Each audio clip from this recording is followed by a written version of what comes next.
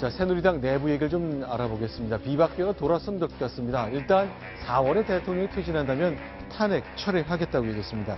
정진석 원내대표가 먼저 이런 얘기를 꺼냈거든요. 그 육성 직접 들어보겠습니다. 대통령의 사임 시기 그리고 조기 대선 시기에 대해서 내년 4월 말 대통령의 사임, 내년 6월 말 조기 대선의 일정을 당론으로 오늘 채택했습니다.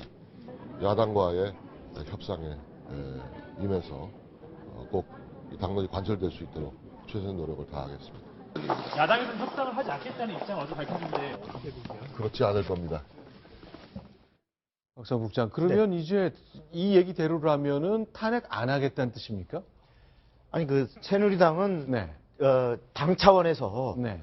탄핵을 뭐 찬성한다 반대한다 이걸 정한 적이 없습니다. 네. 다만 이제 비박계들은 어떤 그 전에 일정이 제시되지 않으면 9일 날까지는 최소한 9일 날까지 아무런 여야 간의 진척이 없으면 탄핵의 표결에 찬성할 수밖에 들어가서 표결을 할 수밖에 없다. 이게 이제 비박의 입장이었는데 지금 이제 대통령이 어떤 스스로가 퇴진을 선언했기 때문에 이런 상황에서 협상은 해야 된다. 이것이 새누리당의 한결같은 입장이고 오늘 당론으로 비박들까지도 4월 퇴진론, 4월에 대통령이 말하자면 퇴진을 한다면 탄핵에 참여하지 않는다. 이렇게 입장을 정했기 때문에 자 그러나 지금 4월이라고 하는 것을 더민주당이 받지 않고 이렇게 계속 된다면 이게 이제 가장 변수가 되는데 그렇다면 만일에 박근혜 대통령이 어떤 4월 퇴진을 스스로가 어떤 지금 새누리당이 당론으로 정한 것을 수용해서 그래 내가 4월에 퇴진할게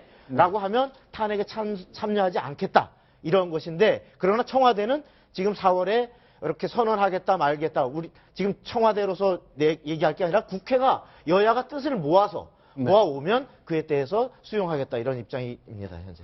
자 이렇게 이렇게 벌어져 있기 때문에 좀 간극을 좁힐 수 있는 방법이 뭘지 모르겠습니다. 일단 여러 가지 변수들이 많이 있는데 검찰 수사, 특검 수사 결과 이런 것들이 좀 중요한 영향을 미치는 거죠. 그러니까 그런 같이 이제 특검, 국조 이렇게 같이 지금 맞물려 가는데 가장 중요한 것은 그 박근혜 대통령의 결단이라고 생각을 합니다. 그러니까 영수회담을 통해서 하든 아니면 어떤 그 담화를 통해서 발표를 하든 어떤 형태로든지 간에 퇴진 시기를 대통령의 확고한 의지로 못 박아주면은 그게 다음 일정들이 갖다가 이제 안개가 걷히고 서로 협상들을 통해서 가지 않을까. 그게 가장 중요한 것 같습니다. 박세현 기자. 그런데 이제 오늘 여야 간에 약간의 좀 진통이랄까 소동이 있었는데 야당에서 빨리 탄핵하라 막 압박하는 건가요?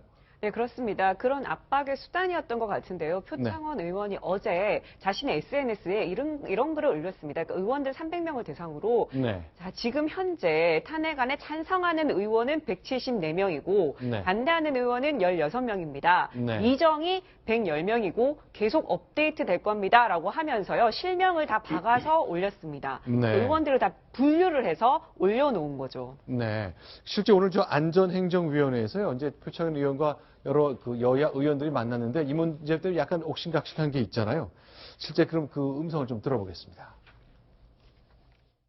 오늘 아침에 동료 표창원 의원이 탄핵 관련해서 언론 플레이를 했던데 탄핵 반대 위원, 탄핵 주저, 눈치 보는 의원, 동료 의원을 이렇게 한다는 것은 이것은 인격 모독 살인이다.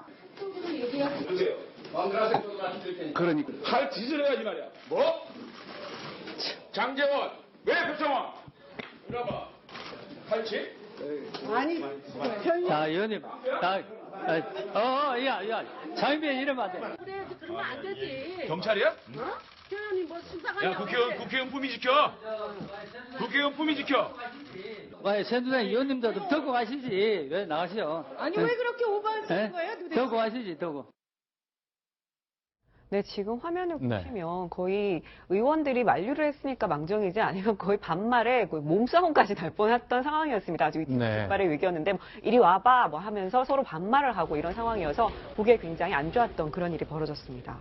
자, 실제로 이제 본회의장에서는 이제 표창원 의원 상대로 글쎄 일단 뭐 여러 가지 얘기를 할 수 있겠습니다만 글쎄 영상 저희가 준비한 게 있거든요. 본회의장 장면 좀 보여드리겠습니다.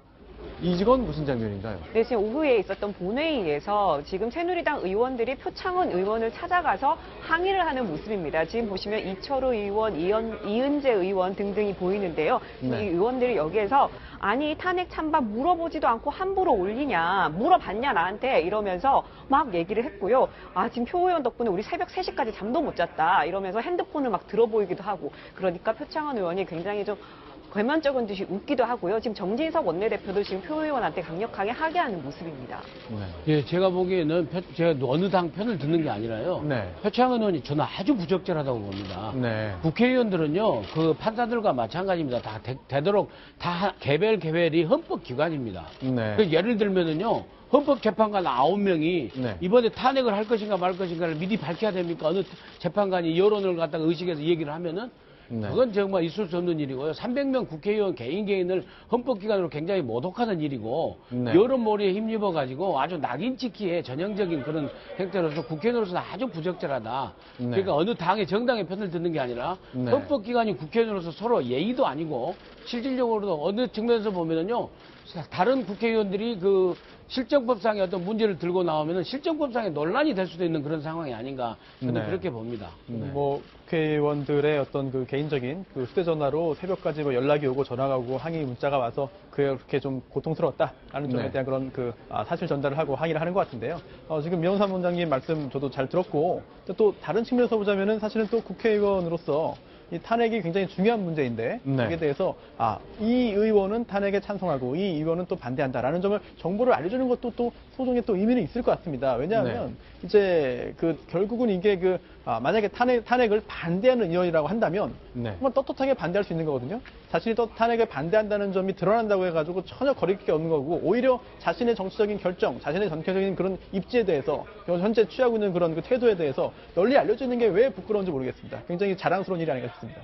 자, 그런데 이제 이런 거죠. 지금 민영삼 소장님 얘기하신 것도 보면 이제 누가 탄핵에 찬성한다, 반대한다. 그리고 나중에 이제 헌법재판소로 만약 넘어간다면 A, B, C, D 판사는 공안검사 출신이라 반대할 가능성이 많기 때문에 그 앞에서 촛불이라도 들어야 되는 것 아닌지라는 특정 국회의원과 헌법재판소장을 상대로 한 심리적 압박이 있을 수도 있다는 말씀을 주신 건데. 그렇죠. 근데 이제 당당하게 해야 한다는 말씀도 일리가 좀 있는 것 같고 좀 양론이 다 있는 거 아닌지 모르겠습니다. 제가 보기에는 네. 예를 들어서 뭐 헌재 재판관이나 법원의 대법관들처럼 네.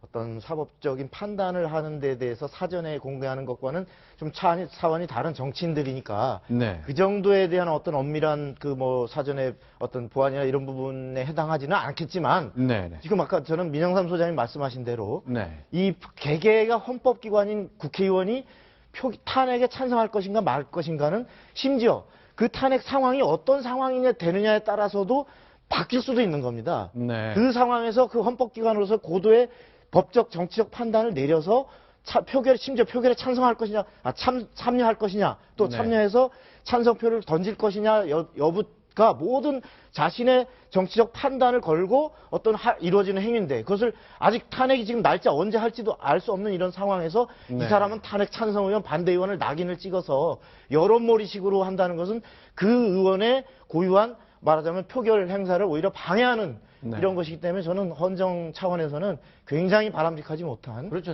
아주 비신사적인 행위라고 봅니다. 자칫 잘못하면 이게 파퓰리즘이라고 비판을 받을 수 있는 소지가 많은 게요. 네. 저게 인사에 관한 문제는 무기명 비밀 투표입니다. 네. 그러니까 무기명 비밀 투표 하기 전에 네. 강요하거나 낙인 찍으면 안 되는 거죠.